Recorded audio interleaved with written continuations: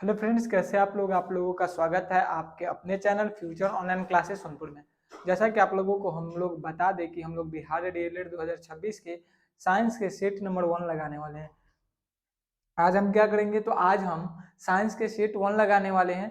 और यदि आप हमारे पिछले वीडियो को देखेंगे तो इससे पहले भी हम सेट 20 तक साइंस के सेट लगा चुके हैं। यदि आप उस वीडियो को नहीं देखे हैं तो आप फ्यूचर ऑनलाइन क्लासेस के प्लेलिस्ट में जाकर देख सकते हैं। इसके अलावा भी अलग अलग तरह के सेट वीडियो हम लगाए हैं। और आज हम आपको पता होगा कि हम हर सेट में क्या करते हैं, तो टॉप 20 इंपॉर्टेंट क्वेश्चन लगाते हैं। और यदि आप इस चैनल पे न्यू हैं तो आप लाइक कर दीजिए, वीडियो को लाइक करके, और सब्सक्राइब कर लीजिएगा, क्योंकि हम ऐसे ही सेट की वीडियो आगे लगाते आएंगे। सो बिना किसी देरी के आज के पहले प्रश्न की ओर बढ़े। तो आज का पहला प्रश्न क्या है? आज का पहला प्रश्न है कि निम्नलिखित में कौन सूचक की तरह इस्तेमाल नहीं किया जा सकता। मतलब कि निम्नलिखित में से कौन सा है जिसको सूचक की तरह इस्तेमाल नहीं किया जा सकता है? हल्दी को, मिथाइल ऑरेंज को, फिनोफ्थलीन को, या मूली को। निम्नलिखित में से कौन सा है जिसको हम सूचक की तरह, सूचक को इंग्लिश में क्या बोलते हैं? सूचक को इंग्लिश में बोलते हैं इंडिकेटर। क्या बोलते हैं? इंडिकेटर बोलते हैं।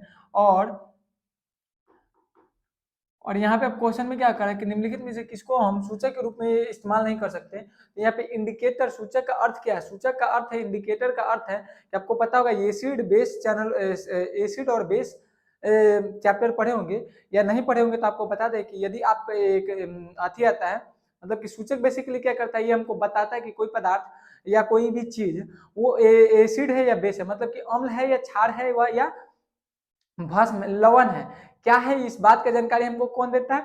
तो ये हमको इंडिकेटर सूचक के माध्यम से पता चलता है। जैसे कि आप लोग सुने होंगे, बात किए कि हल्दी, हल्दी के बारे में जानते होंगे कि हल्दी क्या है। हल्दी को जब आप अम्ल के अंदर डालिएगा तो वो हल्दी का ही रंग रहता है, लेकिन आप उसको जैसे ही बेस के अंदर डालेंगे तो वो क्या होगा, अपना रंग को बदल के लाल भूरा कलर कर लेता है। मतलब कि गहरा लाल, मतलब कि लाल भूरा जैसा कलर होता है वैसा कर लेता है। जैसे कि आपको पता होगा कि जो अथी होता है, सर्फ होता है, वो एक तरह का बेस होता है। और जब आप कपड़ा पे मानिए कि हल्दी लग गया और यदि आप सर्फ डालते हैं तो देखते हैं कैसा लाल कलर आ जाता है। तो वो क्या करता है, एक सूचक की तरह काम करता है। तो हल्दी क्या है? हल्दी एक सूचक है। उसके बाद बात करें तो मिथाइल ऑरेंज भी एक सूचक है, और एक होता है फिनोफ्थलीन। फिनोफ्थलीन भी एक तरह का सूचक है। लेकिन मूली, मूली जो है वो मूली सूचक नहीं है। और प्रश्न में हमसे क्या पूछ रहा है? प्रश्न में पूछ रहा है कि कौन इस्तेमाल नहीं किया जा सकता। इसके अलावा बता दें कि सूचक 3 तरह के होते हैं। हमारे पास 3 प्रकार के सूचक है। कितने प्रकार के हैं? सूचक 3 प्रकार के हम लोगों के पास सूचक 3 प्रकार के होते हैं। बेसिकली 3 प्रकार के होते हैं। पहला होता है प्राकृतिक। पहला कैसा होता है? पहला होता है प्राकृतिक। दूसरा होता है मानवकृत। मानवकृत को क्या बोलते हैं? मानवकृत मतलब कि मानव द्वारा बनाया जाता है, जिसको मैन्युफैक्चर के अलावा। और तीसरा होता है ऑयल फैक्ट्री। क्या बोलते हैं इसको? Oil factory. ऑयल फैक्ट्री मतलब कि हम इसको सूंघ के पता कर सकते हैं कि हाँ कोई चीज एसिड है या बेस है या क्षार है। तो प्राकृतिक में क्या जाता है? प्राकृतिक में जैसा कि यहाँ पे हल्दी दे दिया गया है, तो हल्दी क्या है? हल्दी एक प्राकृतिक सूचक है। इसके अलावा बात करें तो हल्दी के अलावा लाल गोभी, जो लाल बंदा गोभी होता है, लाल बंदा गोभी, लाल बंदा गोभी, वो भी क्या काम करता है? वो भी सूचक की तरह काम करता है। बीट, बीट मतलब कि जो ये होता है चुकंदर होता है, वो भी सूचक की तरह काम करता है। मानवकृत में क्या जाएगा? मानवकृत में मिथाइल ऑरेंज आ जाएगा। Methyl orange, methyl orange. इसके अलावा बात करें तो आ जाएगा फिनोफ्थलीन। क्या आ जाएगा? फिनोफ्थलीन आ जाएगा। ये क्या है? ये सब के सब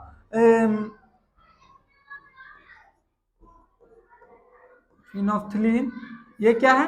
तो ये योग्य मानवकृत, मतलब कि मानव द्वारा बनाया गया है। वही बात करें कि ऑयल फैक्ट्री। ऑयल फैक्ट्री मतलब कि सूंघ के हम बता सकते हैं। जैसे कि लौंग का तेल। किसका तेल? लौंग का तेल। लौंग का तेल, लौंग का तेल। प्याज, प्याज का जो सुगंध होता है उससे भी पता कर सकते हैं कि हम सूंघ के पता कर देते हैं कि हाँ ये सुगंध से पता चलता है। ऑयल फैक्ट्री, इसको ऐसे लिख सकते हैं, ऑयल फैक्ट्री को सूंघ करके बता सकते हैं। सुगंध, सुगंध से। यह हो गया मानवकृत और यह हो गया प्राकृतिक। अब हम बात करते हैं, नेक्स्ट बात करें सेकंड नंबर क्वेश्चन की। तो सेकेंड नंबर क्वेश्चन में आपसे क्या पूछ रहा है, सेकेंड नंबर क्वेश्चन में आपसे पूछ रहा है कि जब 1 न्यूटन का बल किसी 1 किलोग्राम, किग्रा को किस में लिखते हैं, किग्रा को केजी से दर्शाया जाता है, तो जब 1 न्यूटन का बल किसी 1 किग्रा द्रव्यमान, मतलब कि द्रव्यमान की वस्तु पर लगाया जाता है, तो वो वस्तु में कितना का त्वरण उत्पन्न होता है, 1 मीटर प्रति सेकंड, 1 मीटर सेकंड स्क्वायर या 1 मीटर पर मीटर सेकंड, निम्नलिखित में से कौन सा होगा, तो क्या करा है, जब 1 न्यूटन का बल 1 केजी के द्रव्यमान पर लगाया जाता है, तो वो वस्तु से कितना त्वरण, एक्सेलरेशन पूछ रहा है। तो आपको पता होगा कि बल का फॉर्मूला क्या होता है, बल बराबर क्या होता है, बल बराबर होता है, बल बराबर होता है मास, मतलब कि द्रव्यमान, द्रव्यमान गुने त्वरण, द्रव्यमान गुने त्वरण, मतलब कि बल किसके बराबर होता है, बल बराबर होता है द्रव्यमान और त्वरण के इंटू के बराबर। बल को किसके से लिखते हैं, बल को इंग्लिश में फोर्स लिखते हैं, द्रव्यमान को क्या लिखते हैं, द्रव्यमान को इंग्लिश में मास लिखते हैं, मास को एम से दर्शा सकते हैं, और के एक्सेलरेशन को, त्वरण को ए से दर्शाते हैं। तो ए इक्वल टू एम ए होता है, और हमसे क्या पूछ रहा है, त्वरण पूछ रहा है, तो ए इक्वल टू क्या हो जाएगा, आप जब एफ को इधर भेजिएगा तो क्या हो जाएगा, एफ,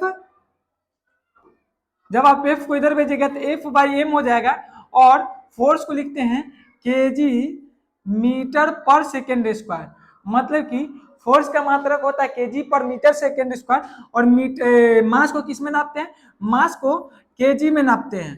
तो ये हो गया, इसको फोर्स लिखते हैं, ये हो गया फोर्स, ये हो गया मास, तो मास को केजी में लिखते हैं, और ये केजी से केजी कट जाएगा तो हमको क्या बचेगा, हमको बचेगा मीटर पर सेकेंड स्क्वायर, और मीटर पर सेकेंड स्क्वायर तो कितना, 1 केजी था और ये 1 न्यूटन था, तो 1 न्यूटन लिख दिए, और 1 से 1 कट के कितना बचेगा, 1 बचेगा, तो 1 मीटर पर सेकेंड स्क्वायर, और 1 मीटर पर सेकेंड स्क्वायर ऑप्शन सी में है, तो ऑप्शन सी क्या हो जाएगा, ऑप्शन सी सही हो जाएगा। आई थिंक आपको समझ में आया होगा।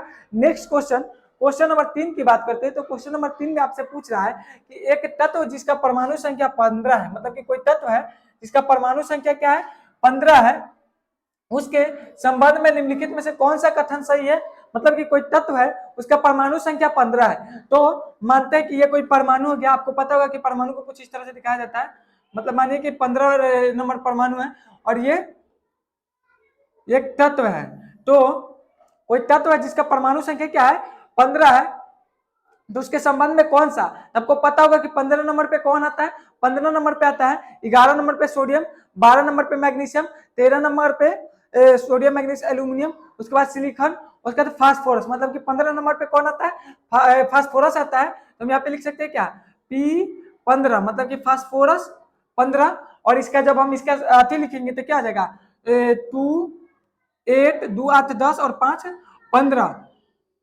तो यहाँ पे कह रहा है कि तत्व वर्ग 15 है, मतलब कि तत्व का वर्ग, ऑप्शन में क्या दिया है, तत्व वर्ग 15 का है, तो ये ऑप्शन सही हो जाएगा, क्योंकि वो वर्ग जो है परमाणु संख्या 15 जो होता है वो तत्व के भी संख्या को बताता है, तो ऑप्शन ए क्या हो जाएगा, ऑप्शन ए सही हो जाएगा। ऑप्शन बी में पढ़ते हैं कि तत्व की संयोजकता 3 है, तो तत्व की संयोजकता कैसे निकालते हैं, किसी भी तत्व की संयोजकता निकालने के लिए, संयोजकता निकालने के लिए क्या करते हैं, संयोजकता, संयोजकता को इंग्लिश में क्या बोलते हैं, संयोजकता को इंग्लिश में बोलते हैं वैलेंसी, संयोजकता को इंग्लिश में क्या बोलते हैं, वैलेंसी बोलते हैं। और किसी भी तत्व की संयोजकता को निकालने के लिए क्या करते हैं, 1 2 और 3 रहता है तो उसको ऐसे ही छोड़ देते हैं, और यदि वो 4 1 2 3 4 रहता है तो उसको ऐसे ही छोड़ देते हैं, और यदि वो 5 से अधिक होता है तो उसको 8 से घटा देते हैं। तो यहाँ पे कितना है, 5 है। अंतिम कक्षा को देखिए, तो अंतिम कक्षा में कितना इलेक्ट्रॉन है, 5 इलेक्ट्रॉन है, और अंतिम कक्षा को ही क्या बोलते हैं, संयोजकता, अंतिम कक्षा को संयोजकता कक्षा बोलते हैं। तो इसमें से क्या करेंगे, 8 - 5 करेंगे तो कितना बचेगा, हमको 3 बचेगा, तत्व की संयोजकता 3 है, तो 3 है, सही हो जाएगा। तत्व अधातु है, और यदि कि कोई भी तत्व या कोई भी परमाणु उसके अंतिम कक्षा में इलेक्ट्रॉन, मतलब कि कोई भी तत्व के अंतिम कक्षा में, अंतिम कक्षा में यदि अंतिम कक्षा में 1 2 3 1 2 3 रहे तो क्या होगा, 1 2 3 रहे तो उसको बोल देंगे धातु, 1 2 3 रहे तो वो हो जाएगा धातु, 5 6 7 रहे तो उसको क्या बोलेंगे, उसको बोलेंगे अधातु, और यदि उसके अंतिम कक्षा में 4 है तो उसको बोलेंगे मिश्र धातु, क्या बोलेंगे उसको, बोलेंगे मिश्र धातु, मिश्र धातु। तो आप गौर कीजिए, तो इसके अंतिम कक्षा में कितना इलेक्ट्रॉन है, अंतिम कक्षा में 3 इलेक्ट्रॉन है, और यदि सॉरी अंतिम कक्षा में 5 इलेक्ट्रॉन है, और 5 इलेक्ट्रॉन है तो वो क्या हो जाएगा, अधातु हो जाएगा। तो ये भी सही है, मतलब कि उपयुक्त में सभी बातें क्या है, उपयुक्त में सभी बातें सही है। ऑप्शन नंबर डी क्या है, ऑप्शन नंबर डी सही है, मतलब कि ये तत्व अधातु है। उसके बाद बात करते हैं कि ये तत्व अधातु है, मतलब कि फास्फोरस क्या एक तरह का अधातु है। तत्व की संयोजकता 3 है, जैसा कि आप लोग यहाँ पे देख पा रहे होंगे। एंड देन तत्व का वर्ग 15, मतलब कि किसी भी तत्व का वर्ग किस पे निर्भर करता है, उसके परमाणु संख्या पे निर्भर करता है। मतलब कि परमाणु संख्या पे, सॉरी परमाणु संख्या पे क्या निर्भर करता है, परमाणु संख्या पर, परमाणु संख्या किसके बराबर होता है, परमाणु संख्या बराबर होता है तत्व की संख्या के बराबर। किसके बराबर होता है, तत्व संख्या के बराबर होता है। आई थिंक आपको ये सब के सब समझ में आया होगा। नेक्स्ट बात करते हैं क्वेश्चन नंबर 4। तो क्वेश्चन नंबर 4 में आपसे पूछ रहा है कि किंगडम मोनेरा में शामिल है, किंगडम मोनेरा में शामिल है बैक्टीरिया डाइनोफ्लैगलेटस या स्लाइम मोल्डस या यूग्लोनोइड्स। मतलब कि किंगडम मोनेरा में कौन शामिल है, तो आपको पता होगा कि जितने भी किंगडम है, मतलब कि जितने भी किंगडम है उसको 5 भागों में बताया गया है। मोनेरा, प्रोटिस्टा, फंजाई, प्लांटी और एनिमेलिया। किसको किसको, एक तो गया Monera, Monera, protista, protista, fungi, fungi, उसके बाद बात करें तो प्लांटी और एनिमेलिया, एनिमेलिया।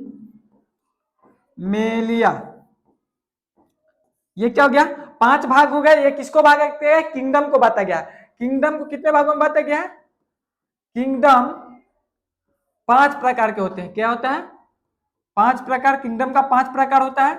कौन कौन होता है, पहला मोनेरा, दूसरा प्रोटिस्टा, तीसरा फंजाई, चौथा प्लांटी और 5वां एनिमिलिया। तो हमको किससे पूछ रहा है, मोनेरा।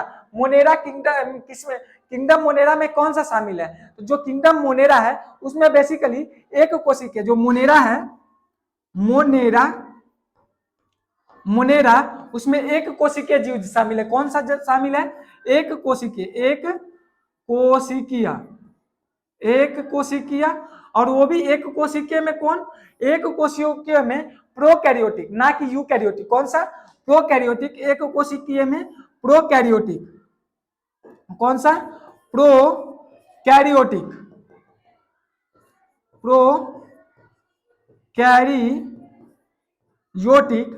और बेसिकली प्रोकैरियोटिक में होता क्या है, प्रोकैरियोटिक के जितने भी प्रोकैरियोटिक क्या है, एक मतलब कि एक कोशिकीय, मतलब कि जो मोनेरा में आता है वो एक कोशिकीय जीव होता है। और उसका जो एक कोशिकीय में भी कौन आता है, प्रोकैरियोटिक। प्रोकैरियोटिक क्या होता है, प्रोकैरियोटिक में जो सेल होता है वो पूर्ण रूप से विकसित नहीं होता है, ना ही कि उसमें मतलब कि हम लोग क्या है, हम लोगों का जो सेल है वो यूकैरियोटिक है। लेकिन जो मोनेरा में आता है वो प्रोकैरियोटिक होता है। प्रोकैरियोटिक जो होता है वो पूर्ण रूप से विकसित सेल नहीं होता है, उसमें ज्यादा कुछ पाया नहीं जाता है, एक कोशिका भित्ति पाया जाता है, और उसका जो डीएनए होता है वो उसका कोशिका द्रव में इधर उधर होता है। उसके बाद उसका कोशिका द्रव होता है, एक कोशिका झिल्ली होता है, कोशिका भित्ति होता है, एंड देन उसका केंद्रक होता है, कोशिका द्रव होता है, और एक दो पदार्थ और होते हैं। उसके अंदर ज्यादा कुछ पाया नहीं जाता है। लेकिन हम लोगों का जो सेल है वो पूर्ण रूप से विकसित है। और इसके अंतर्गत कौन आता है, तो इसके अंतर्गत बैक्टीरिया आता है। क्या आता है, बैक्टीरिया आता है। और बैक्टीरिया क्या है, बैक्टीरिया पूर्ण रूप से विकसित नहीं है। और ये अपना भोजन कैसे करता है, तो ये अपना भोजन स्वपोषी और परपोषी, मतलब कि खुद भी बना लेता है या दूसरों पर भी क्या होता है, निर्भर होता है। आई थिंक आपको समझ में आया होगा। आप इसको नोट डाउन करना चाहते हैं तो क्या कर सकते हैं, कर सकते हैं। अब हम नेक्स्ट क्वेश्चन की बात करते हैं, क्वेश्चन नंबर 5। तो क्वेश्चन नंबर 5 में क्या पूछ रहा है, क्वेश्चन नंबर 5 में पूछ रहा है कि दो अलग अलग धातुओं से बने गोले को पानी में डुबाने पर दोनों समान उत्प्लवन बल का अनुभव करते हैं, तब दोनों गोलों का समान होगा आयतन, द्रव्यमान, घनत्व या हवा में वजन। तो उत्प्लवन बल मतलब क्या कह रहा है कि दो अलग अलग हम धातु लेते हैं, धातुओं का क्या बोल ले रहे हैं, गोला, मतलब कि दो अलग अलग धातु का गोला ले रहे हैं और उसको हम क्या कर रहे हैं, पानी में डुबा रहे हैं। तो आप पढ़े होंगे कि जब आप किसी भी चीज को पानी में डुबाते हैं तो इसके ऊपर क्या लगता है, एक बल लगता है, और उस बल को क्या बोलते हैं, उस बल को बोलते हैं उत्प्लवन बल। क्या बोलते हैं, उत्प्लवन बल बोलते हैं। मतलब कि किसी भी चीज को आप पानी में डुबाइएगा तो नीचे से एक फोर्स लगता है और इस फोर्स को हम उत्प्लवन बल के नाम से जानते हैं। जैसे कि आप लोग पानी में कुआं से पानी भरे होंगे, जब आप कुआं से पानी भरे होंगे तो आपको पता होगा कि यदि आपका जो बाल्टी है, मतलब कि जो आपका बकेट है, सही से नहीं डूबेगा तो आपको क्या लगता है कि ऊपर कुछ धक्का मार रहा है। या आप किसी लोटा को लीजिए और उसमें एयर की मात्रा नहीं जाने दीजिए, और जब आप उसको धक्का मारिएगा, मतलब कि डायरेक्ट ऐसे एग्जेक्ट करके उसका जो मुंह है उसको नीचे करके दाबिएगा, तो लगेगा कि अंदर से कुछ वैक्यूम बना लेता है और एक फोर्स लग रहा है। उस फोर्स को क्या बोलते हैं, उत्प्लवन बल बोलते हैं। तो आई थिंक आपको उत्प्लवन बल समझ में आ गया होगा। तो ये क्या करे, दो अलग अलग धातुओं से बने गोले को पानी में डुबाने पर वो समान उत्प्लवन बल का अनुभव करते हैं। वो किसके कारण होता है, तो वो बेसिकली कारण होता है उसके क्या, आयतन के कारण। किसके कारण होता है, आयतन के कारण होता है। मतलब कि वो दोनों का आप गौर करें तो यहाँ पे क्या दिख रहा है, उस अलग अलग धातुओं से बने गोलों का पानी में डूबा, मतलब कि दो अलग अलग धातु से बना हुआ है, लेकिन उसका आकार क्या है, उसका आकार आयतन सेम है, और आयतन सेम है उसी कारण से उसके उस पर उत्प्लवन बल सेम लग रहा है। और यदि उसका आयतन अलग अलग होता तो उसका उत्प्लवन बल अलग लगता। आपको पता होगा कि जो नाव होता है, आप नाव देखे होंगे, तो नाव का शेप वैसा ही क्यों बनाया जाता है, उसका सरफेस शेप क्यों बनाया जाता है, उसका सरफेस शेप बनाने का मेन रीजन ये है, उस पर उत्प्लवन बल, उसका आयतन बढ़िया होगा तो उस पर उत्प्लवन बल बढ़िया लगेगा, उस पर उत्प्लवन बल बढ़िया लगेगा तो नाव डूबेगा नहीं। आप मानिए उसका आयतन ज्यादा ना रहे, कोई नाव हो उसका आयतन ज्यादा ना हो, उसका वजन आयतन कुछ कम हो, तो क्या होगा, वो डूब जाएगा। उस पर उत्प्लवन बल बढ़िया से नहीं लगेगा, उत्प्लवन बल बढ़िया से नहीं लगेगा तो क्या हो जाएगा, पानी डूब जाए, पानी में क्या होगा, नाव डूब जाएगा। तो नाव, ये भी क्वेश्चन पूछ सकता है कि नाव किस बल के कारण चल पाता है, तो वो कौन सा बल लगाता है, पानी उत्प्लवन बल लगाता है। और ये उत्प्लवन बल किस पे निर्भर करता है, तो आयतन पे निर्भर करता है। नेक्स्ट क्वेश्चन नंबर 6 की बात करते हैं। तो क्वेश्चन नंबर 6 में पूछ रहा है कि एलपीजी में कौन सा हाइड्रोकार्बन मौजूद होता है। ये बहुत ही रिपीटेड क्वेश्चन होता है और हर साल पूछा जाता है कि एलपीजी में कौन सा हाइड्रोकार्बन मौजूद होता है, प्रोपेन, एन ब्यूटेन, आइसोब्यूटेन, या ये सभी, मतलब कि निम्नलिखित में से कौन सा हाइड्रोकार्बन मौजूद होता है। तो आपको पता होगा कि जो एलपीजी है, लिक्विफाइड पेट्रोलियम गैस, एलपीजी का फुल फॉर्म क्या होता है, लिक्विफाइड पेट्रोलियम गैस, जो हमारे सिलेंडर में भर के आता है, जिससे हमारा भोजन पकता है, खाना बनता है। जो सिलेंडर आता है वो कि उसमें क्या भरा होता है, बेसिकली एलपीजी भरा होता है, और उसमें क्या होता है, हाइड्रोकार्बन। आपको पता होगा कि हाइड्रोकार्बन से क्या होता है, हाइड्रोकार्बन को हम जलाते हैं और उससे बहुत अधिक मात्रा में ऊष्मा निकलता है। तो जो हाइड्रोकार्बन निकलता है, जो हाइड्रोकार्बन बना होता है, एलपीजी के अंदर भरा होता है, वो बेसिकली क्या होता है, तो उसके अंतर्गत प्रोपेन होता है, ब्यूटेन होता है, एन ब्यूटेन होता है और आइसोब्यूटेन होता है। उसमें मुख्य रूप से क्या होता है, प्रोपेन भी होता है, ब्यूटेन भी होता है और आइसोब्यूटेन मतलब वो भी होता है। डी नंबर हो जाएगा। ये सभी के सभी क्या होता है, एलपीजी में मौजूद होता है, और यही क्वेश्चन हर बार आता है, और ये सभी ऑप्शन आता है, उसमें क्या मानना है आपको, ये सभी मानना है। लेकिन यदि आपसे क्वेश्चन पूछ लेता है कि ये भी क्वेश्चन आने की संभावना है कि एलपीजी में मुख्य रूप से क्या भरा होता है, तो एलपीजी में मुख्य रूप से ब्यूटेन भरा रहता है। एलपीजी में मुख्य रूप से क्या भरा रहता है, ब्यूटेन अधिक मात्रा में भरा रहता है, और ब्यूटेन ही क्या किया जाता है, यहाँ पे देख लीजिए, एक एन ब्यूटेन है, एक आइसोब्यूटेन है, तो मुख्य रूप से ब्यूटेन भरा जाता है। और ऐसे पूछा, ऑप्शन में पूछे तो ऑप्शन में आपको ये सभी मार्क करना है। नेक्स्ट क्वेश्चन नंबर 7 की बात करते हैं। तो 7 नंबर क्वेश्चन में पूछ रहा है कि 100 वाट का विद्युत बल्ब 250 वाट के विद्युत मेन से जोड़ा जाता है, तो बल्ब से प्रवाहित धारा का मान होगा 0.1 एम्पियर, 0.4 एम्पियर, 2.5 एम्पियर या 10 एम्पियर। तो एक फॉर्मूला होता है P इजकल टू IB। क्या होता है, P इजकल टू IB करके एक फॉर्मूला होता है, जहां पे P क्या होता है, P यहाँ पे पोटेंशियल दिखाता है, आई से विद्युत आता है और V से वोल्टेज आता है। लेकिन आपसे यहाँ पे क्या कर रहा है, बल्ब से प्रवाहित धारा, तो धारा को कौन दर्शाता है, आई से दर्शाता है, तो हम आई को इधर ही छोड़ देंगे तो क्या हो जाएगा, P अपॉन V हो जाएगा। और आप गौर किए करें तो यहाँ पे P मतलब, यहाँ P पे क्या दिया हुआ है, P के जगह पे दिया हुआ है, क्या दिया हुआ है, P के जगह पे 100 वाट। यहाँ पे पोटेंशियल कितना दिया, आपको पता होगा कि हम पावर को किस में नापते हैं, वाट में नापते हैं। तो यहाँ पे कितना दिया हुआ है, 100 वाट दिया हुआ है, तो हम 100 लिख देंगे। और वोल्टेज कितना दिया हुआ है, 250 वोल्टेज दिया हुआ है, तो 250 वोल्टेज लिख लेंगे, तो 0 से 0 कट जाएगा।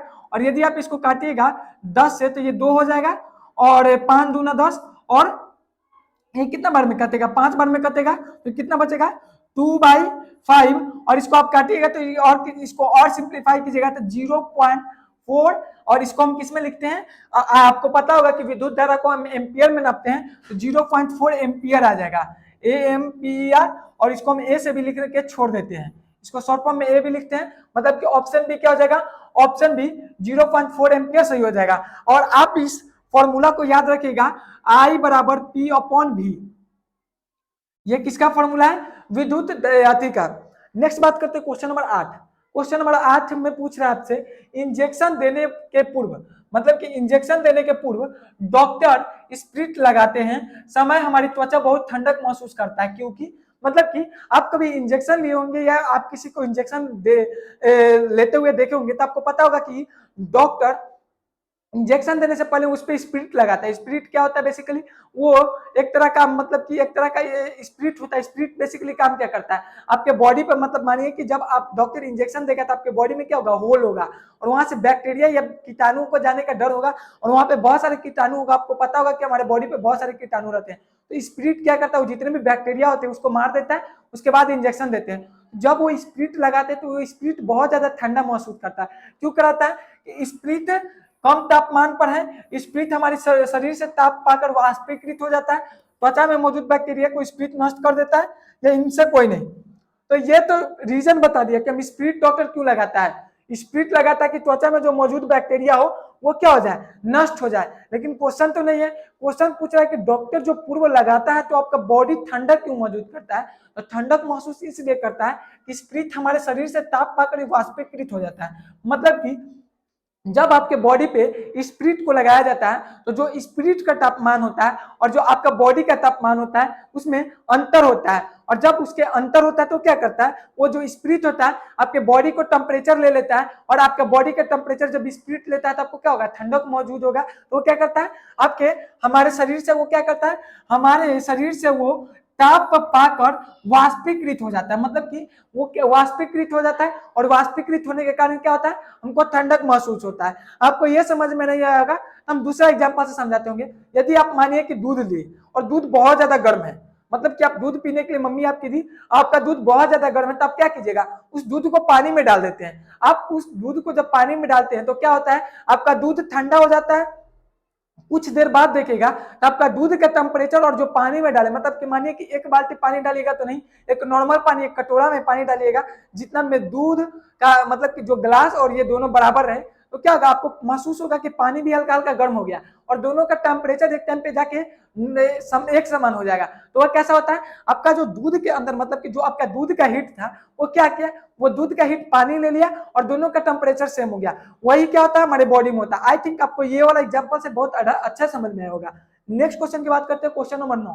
तो क्वेश्चन नंबर 9 की बात करते हैं, तो मानव नेत्र में किस प्रकार का लेंस पाया जाता है। मतलब कि मानव का जो लेंस है वो हमारा, आपको पता होगा कि हमारे आंख में एक लेंस पाया जाता है, वो किस तरह का लेंस होता है, उत्तल लेंस होता है, अवतल लेंस होता है, बलाकार होता है, या इनमें से कोई नहीं होता है। तो आपको पता होगा कि जो हमारा आंख है उसमें एक लेंस पाया जाता है, यदि वो लेंस खराब हो जाए तो आप किसी चीज को नहीं देख सकते। इसीलिए कहता है किसी का लेंस खराब हो जाता है तो डॉक्टर के पास जाता है और वो उसको चश्मा देता है और चश्मा में लेंस लगा के देखता है। तो वो कौन सा लेंस होता है, वो बेसिकली उत्तल लेंस होता है। कौन सा लेंस होता है, हमारे आंखों में कौन सा लेंस होता है, तो मानव नेत्र में उत्तल लेंस होता है।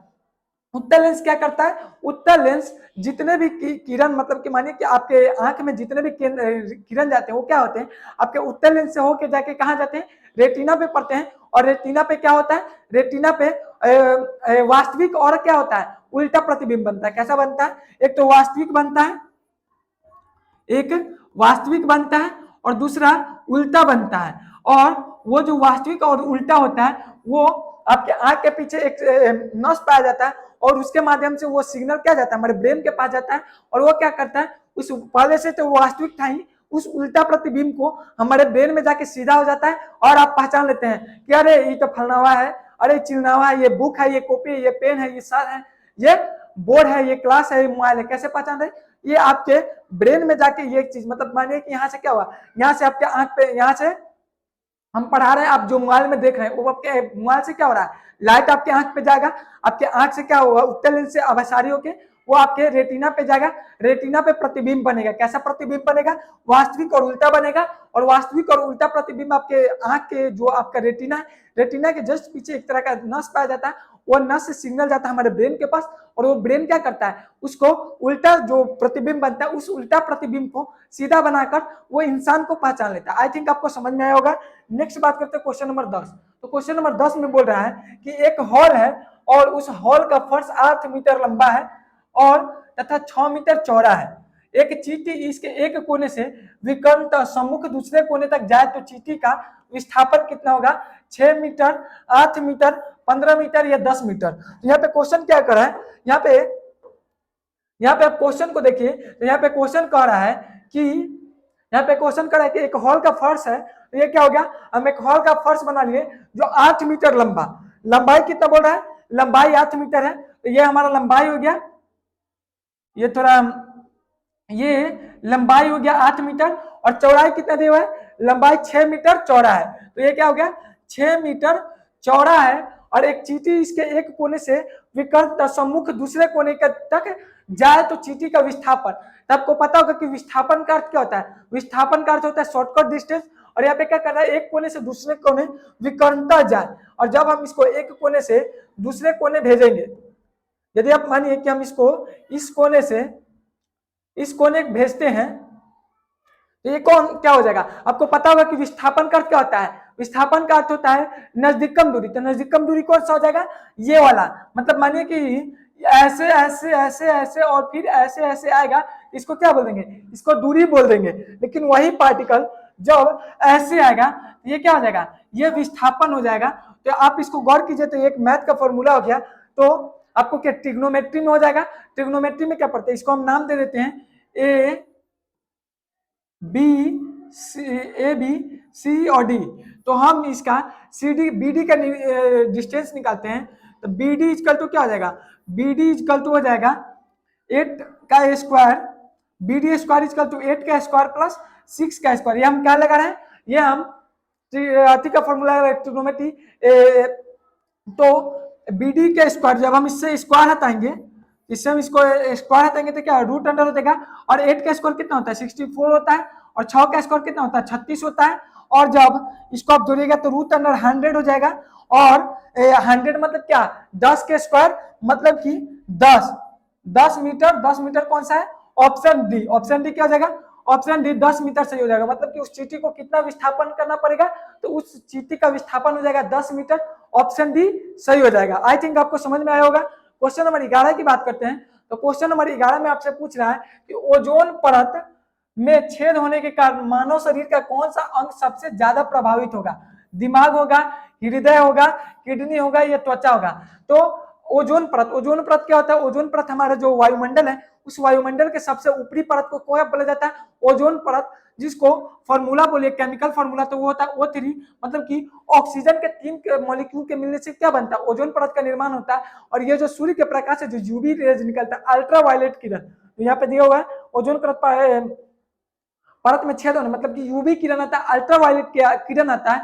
वो जब हमारे शरीर पर यदि मानिए कि वो ओजोन परत से ना डायरेक्ट हमारे बॉडी पे पड़ता है, तो आपको स्किन कैंसर होने का ज्यादा संभावना होता है। किसको संभावना होता है, स्किन कैंसर।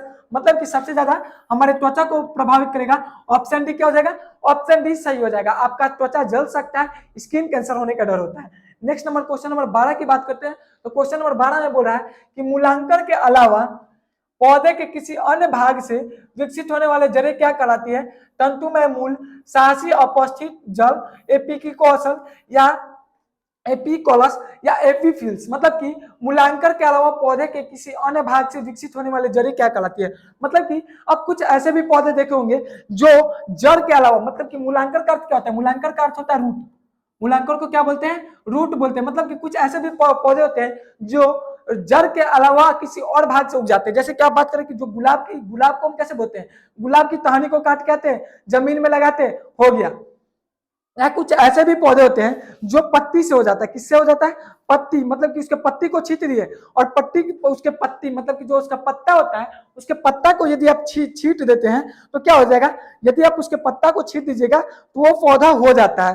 तो यदि ऐसे ऐसे बहुत सारे पौधे हैं जो वो अपने जड़ से ना होकर किसी और भाग से, मतलब कि वो अपनी टहनी से हो जाएगा, उसकी पत्ती से हो जाएगा, तो उसको क्या बोलते हैं? उसको बोलते हैं अपस्थानिक जड़। क्या बोलते हैं? अपस्थानिक या साहसी जड़ बोलते हैं। क्या बोलते हैं? अपस्थानिक या साहसी जड़। ऑप्शन बी सही हो जाएगा। नेक्स्ट बात करते हैं क्वेश्चन नंबर 13। क्वेश्चन नंबर 13 में आपसे क्या पूछ रहा है? क्वेश्चन नंबर 13 में आपसे पूछ रहा है कि परमाणु के 72 कक्षा में उपस्थित इलेक्ट्रॉन की संख्या होती है कोर इलेक्ट्रॉन, संयोजकता, संयोजी इलेक्ट्रॉन या युग्म इलेक्ट्रॉन। तो अभी हम बात किए फास्फोरस के, तो हम फास्फोरस की बात करते हैं। अभी हम फास्फोरस के बाद क्या किए? फास्फोरस का परमाणु संख्या कितना होता है? 15 होता है। और इसका इलेक्ट्रो कॉन्फिगरेशन निकाले। इलेक्ट्रो कॉन्फिगरेशन इसका क्या होता है? पहला तो 2 होता है, फिर 8 होता है, 2 8 10 और 5 15। तो यहाँ पे क्वेश्चन में क्या करा कि परमाणु के जो 72 कक्षा में इलेक्ट्रॉन उपस्थित होते हैं उसको क्या बोलते हैं? तो अभी हम बताया कि जो उसका 72 कक्षा में क्या है? 72 कक्षा में 5 इलेक्ट्रॉन उपस्थित है, तो इसको 5 को क्या बोल देंगे? इस 5 को बोल देंगे संयोजी इलेक्ट्रॉन। क्या बोल देंगे? सॉरी, संयोजी इलेक्ट्रॉन या संयोजकता बोल देते हैं। संयोजी इलेक्ट्रॉन बोलते हैं। क्या बोलते हैं? संयोजी इलेक्ट्रॉन। संयोजी इलेक्ट्रॉन। और वही बात करें कि ये जो 2 और 8 है इसको बोलते हैं कोर इलेक्ट्रॉन। क्या बोलेंगे? इसको बोलेंगे कोर इलेक्ट्रॉन। तो यहाँ पे यही बोले परमाणु के आत्म कक्षा में उपस्थित इलेक्ट्रॉन की संख्या को क्या बोलते हैं? संयोजी इलेक्ट्रॉन। ऑप्शन सी क्या हो जाएगा? ऑप्शन सी सही हो जाएगा। आई थिंक आपको समझ में आया होगा। नेक्स्ट क्वेश्चन की बात करते हैं। तो नेक्स्ट क्वेश्चन में बोला है कि सॉरी 1 मीटर के स्केल, मतलब कि 1 मीटर का स्केल पर 0 तथा 2a के बीच 20 विभाग है। इसका अल्पमात्रक क्या है? 0.1 है, 0.01 है, 0.2 है या 0.02 है? तो आपको क्या करा है? यहाँ पे एक भाग बराबर क्या दिया हुआ है? एक भाग बराबर दिया हुआ है। एक भाग बराबर दिया हुआ है, मतलब कि 1 मीटर के स्केल से 0 से तथा 2a, मतलब कि 2a के बीच 20 भाग है, तो इसका अल्पमात्रक तो एक भाग में कितना दिया हुआ है? 2a/20 दिया हुआ है। इसका अल्पमात्रक क्या होगा? 2 से इसको काट देंगे तो क्या हो जाएगा? 10 बचेगा, मतलब कि a/10, मतलब कि 1/10 बचेगा। ये क्या हो जाएगा? 1/10 हो जाएगा। और ए भी है हमारे पास ऑलरेडी, ए भी है 1/10 और 1/10 की हम क्या लिख सकते हैं? 1/10 को 0.1 भी लिख सकते हैं और 0.1 क्या? Option A. ऑप्शन ए क्या हो जाएगा? सही हो जाएगा। आई थिंक आपको समझ में आया होगा। यदि आपको ये सभी समझ में आ रहा है तो लाइक करें। यदि आपको किसी भी तरह का डाउट हो रहा है तो आप उस डाउट को क्या कर सकते हैं? यहाँ पे पूछ सकते हैं, कॉमेंट में बता सकते हैं। और नेक्स्ट बात करते हैं, कोशिका का आयतन बढ़ जाता है अगर बाह्य विलयन हो, हाइपरटोनिक, हाइपोटोनिक, आइसोटोनिक या कोशिका द्रव से गाढ़ा। मतलब कि यहाँ पे क्या करा है? यहाँ पे क्वेश्चन नंबर, यहाँ पे बेसिकली क्वेश्चन कह रहा है कि यहाँ पे क्वेश्चन कर रहा है कि कोशिका का आयतन बढ़ जाता है अगर बाह्य विलयन हो। मतलब कि कोई भी कोशिका का आयतन कैसे बढ़ जाएगा? मतलब कि मानिए कि जो परागकण का नाम सुने होंगे। परागकण क्या होता है? परागकण का अर्थ होता है कि कोई किसी भी कोशिका का आयतन कैसे बढ़ता है। मतलब कि मानिए कि आपका कोशिका, हमारे कोशिका के अंदर क्या पाया जाता है? कोशिका झिल्ली। और कोशिका झिल्ली से यदि द्रव मतलब कि जल अधिक मात्रा में आएगा तो क्या हो जाएगा? हमारा कोशिका फूल जाएगा, कोशिका का आयतन बढ़ जाएगा। और ये कोशिका के आयतन के बढ़ने को क्या बोलते हैं? हाइपोटोनिक। क्या बोलते हैं? हाइपोटोनिक बोलते हैं। और कोशिका का आयतन कैसे बढ़ता है? कोशिका का आयतन बढ़ता है कोशिका के बाहर से क्या? द्रव के अंदर आने से, जल के अंदर आने से। नेक्स्ट क्वेश्चन नंबर 16 की बात करते हैं। तो क्वेश्चन नंबर 16 में बोल रहा है कि पौधे के नस्लों में सुधार करने का लक्ष्य उत्पादित करना है। रोग मुक्त प्रजातियां, अधिक उपज देने वाली प्रजातियां, शीघ्र परिपक्व होने वाली प्रजातियां, उपयुक्त सभी। मतलब कि पौधों के नस्लों में सुधार करने का लक्ष्य, मतलब कि आपको पता होगा कि पौधों के जो नस्ल है उसमें सुधार लाया जाता है। मतलब कि पौधों के नस्ल में सुधार लाने का अर्थ क्या होगा? मतलब कि जो हमारे पौधे होते हैं, आप सुनेंगे hybrid, hybrid, hybrid, hybrid food. और आजकल क्या आ रहा है? हाइब्रिड फूड आ रहा है। हाँ, ये हाइब्रिड सब्जी है, हाइब्रिड फल है। तो हाइब्रिड फल का अर्थ क्या होता है? हाइब्रिड फल कहने का अर्थ ये है कि उसको जो रोग मुक्त प्रजाति, मतलब कि हाइब्रिड फल से क्या होता है, उसकी जो प्रजाति है उसकी रोग मुक्त हो, उसकी प्रजातियां बढ़िया हो, इसके अलावा बात करके उसकी उपज में बढ़ोतरी हो और उसकी शीघ्र परिपक्व, मतलब कि वो जल्दी तैयार हो जाए। मतलब मानिए कि हमारा दिन पर दिन जनसंख्या बढ़ते जा रहा है और दिन पर दिन जनसंख्या बढ़ते जा रहा है, तो उन सभी लोगों को क्या चाहिए, उन सभी लोगों को भोजन चाहिए। ये थोड़े है कि आधा जनसंख्या को खाना दे आधा को छोड़ दे तो वो जीवित रह जाएंगे, ऐसा तो नहीं है। सभी को भोजन चाहिए और सभी को भोजन चाहिए तो उतना उपज भी चाहिए। हमारे पास सीमित मात्रा में जमीन है और उतना लोग किसानी करना चाहते नहीं है, तो क्या करेंगे, हम हाइब्रिड भोजन को उठाते हैं। उससे क्या होगा, शीघ्र परिपक्व हो जाएगा, जल्दी तैयारी हो जाएगा, उसके अलावा उसकी उपज बढ़िया होगी और क्या वो जो बीमार हमारा जो फसल तैयारी हो वो रोग मुक्त हो। तो ऑप्शन डी उपयुक्त सभी हो जाएगा। नेक्स्ट बात करते हैं क्वेश्चन नंबर 17 क्वेश्चन नंबर 17। तो क्वेश्चन नंबर 17 में आपसे क्या पूछ रहा है, प्रोकैरियोटिक जीनोम में क्या होता है। जो प्रोकैरियोटिक जीनोम होता है, प्रोकैरियोटिक जीनोम उसमें क्या होता है, हिस्टोन के बिना डीएनए, आरएनए, हिस्टोन के साथ डीएनए, केवल हिस्टोन। जो प्रोकैरियोटिक जीनोम होता है उसमें हिस्टोन के बिना डीएनए होता है। क्या होता है, वो हिस्टोन के बिना डीएनए होता है। जैसा कि हमें बताया कि जो प्रोकैरियोटिक होता है उसमें पूर्ण रूप से विकसित नहीं होता है। हम लोग यूकैरियोटिक कोशिका, हम लोगों के अंदर कौन सा कोशिका है, यूकैरियोटिक कोशिका है। पादप मतलब कि पेड़ पौधे के अंदर कौन सा कोशिका है, यूकैरियोटिक है। गाय भैंस जितने भी जानवर उसके अंदर कौन सा है, यूकैरियोटिक है। लेकिन जितने भी, जैसा कि बात की थे बैक्टीरिया क्या प्रोकैरियोटिक है, और वो प्रोकैरियोटिक है तो उसका कोशिका पूर्ण रूप से विकसित नहीं है। और यदि उसका कोशिका पूर्ण रूप से विकसित नहीं है तो उसका जो डीएनए होगा वो हिस्टोन के बिना होगा। तो ऑप्शन ए क्या हो जाएगा, ऑप्शन ए करेक्ट हो जाएगा। नेक्स्ट क्वेश्चन नंबर 18 की बात करते हैं। तो क्वेश्चन नंबर 18 में आपसे पूछ रहा है कि स्टेटम जारिमेंटियम किस प्रकार के उपकला का एक उदाहरण है। क्यूबाइडल एपिथेलियम, सिलियोटेड एपिथेलियम, स्तंभकार उपकला या परिदार उपकला। मतलब कि स्टेटम जार्मिनेटिवस बम किस प्रकार के उपकला का एक उदाहरण है। तो ये बेसिकली क्वेश्चन किससे पूछा गया है, तो ये क्वेश्चन पूछा गया है, ये क्वेश्चन पूछा बेसिकली कहां से गया है, ये क्वेश्चन पूछा गया स्किन, मतलब कि जो हमारा त्वचा है तो वो त्वचा के पार्ट से पूछा गया है। यहाँ पे यही पूछ रहा है कि जो हमारा जो ये है वो किस प्रकार के उपकला का उदाहरण है। तो ये स्तंभकार उपकला, मतलब कि हमारा जो सेल है, हमारा जो स्किन का सेल है वो अलग अलग तरह का, 5 तरह का पाया जाता है, अलग अलग तरह का पाया जाता है। उसमें से ये जो होता है उसका जो सेल होता है वो किसके आकार का होता है, स्तंभ के आकार का होता है। नेक्स्ट क्वेश्चन नंबर 19 की बात करते हैं।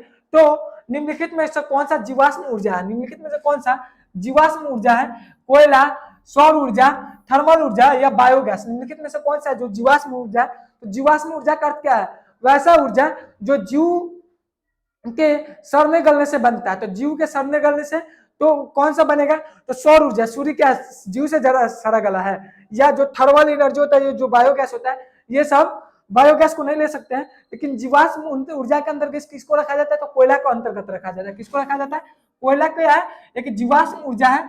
मतलब कि ये पृथ्वी के अंदर से निकाला जाता है। और मतलब कि किसी पेड़ के, मतलब माने कि पृथ्वी, आप सुनेंगे कि जब डायनासोर आया था हमारे पृथ्वी पे, उल्का पिंड गिरा था, मतलब पृथ्वी पलट गया था, बहुत सारे पौधे नीचे चले गए थे। वही क्या हुआ, वही जमीन के अंदर जाकर वो कोयला का रूपांतरित हो गया। तो ये क्या है, एक जीवाश्म ऊर्जा है। आज के लास्ट प्रश्न क्वेश्चन नंबर 20 में पहुंचे। क्वेश्चन नंबर 20 आपसे बोल रहा है कि एड्स एक घातक बीमारी है जो डैश के द्वारा होता है, प्रोटोजुआ, एक कवक, एक विषाणु, एक जीवाणु।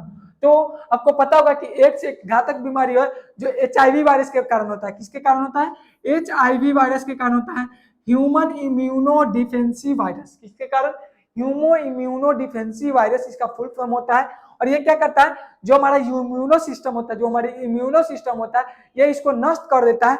और इम्यूनो सिस्टम को नष्ट ही नहीं कर देता है, ये आपके शरीर में जो व्हाइट ब्लड सेल है, तो व्हाइट ब्लड सेल क्या करता है, व्हाइट ब्लड सेल आपका बेसिकली जीवाणुओं से लड़ने का काम करता है। मतलब कि कोई भी बीमारी आ गया तो उससे लड़ने का काम कौन करता है, व्हाइट ब्लड सेल करता है। वो उसको ही क्षतिग्रस्त कर देता है। तो वो क्या करता है, और ये एड्स एक प्रकार की घातक बीमारी है जो किसके कारण होता है, HIV वायरस के कारण होता है। HIV virus human immuno defensive virus के कारण होता है। और एड्स का फुल फॉर्म होता है एक्वायर्ड इम्यूनो डिफेंसिव सिंड्रोम। तो ये किसके कारण होता है? एक विषाणु के कारण की होता है। किसके कारण होता है? एक विषाणु के कारण होता है, एक वायरस के कारण होता है। जैसा कि हम शुरू से बता रहे हैं, ऑप्शन डी क्या हो जाएगा? ऑप्शन डी सही हो जाएगा। और ये किसके मतलब ये होने के कारण कैसे होता है, मतलब ये होता कैसे? मतलब मानिए कि आप किसी से नाजायज संबंध बनाते हैं, या किसी के साथ नाजायज हम संबंध बनाते हैं, या किसी और का ब्लड आपके शरीर में आ जाता है, तो ये ब्लड संबंधी है और आपको क्या हो जाएगा? एड्स का बीमारी हो जाएगा। आई थिंक आपको हम आज जो कुछ भी समझा, जो कुछ भी पढ़ाएं, वो सभी के सभी समझ में आया होगा। और आपको टॉप मतलब कि 20 क्वेश्चन में से आपको कितना क्वेश्चन समझ में, आपको क्या करना, बताना है। मतलब कि 20 में आप कितना स्कोर किए, 20 में 20 स्कोर किए, 19 किए, 18 किए, ये कितना किए, क्या करना है आपको कमेंट में बताना है। इसके अलावा आप अपने फीडबैक को देना ना भूलें कि हाँ आपको ये वीडियो कैसा लगा। और यदि आपको ये वीडियो अच्छा लगा तो अपने दोस्तों को में शेयर करें, अपने दोस्तों को बताएं। और ऐसे ही हम क्या करेंगे, ऐसे ही हम हर सेट के वीडियो को आगे लगाते चलेंगे। और यदि आप हमारे ओल्ड सेट की वीडियो को भी देखना चाहते हैं तो इसी चैनल के इसी प्लेलिस्ट में आपको क्या होगा, वो सभी वीडियो मिल जाएगा। आज के लिए इतना ही। जय हिंद, थैंक यू।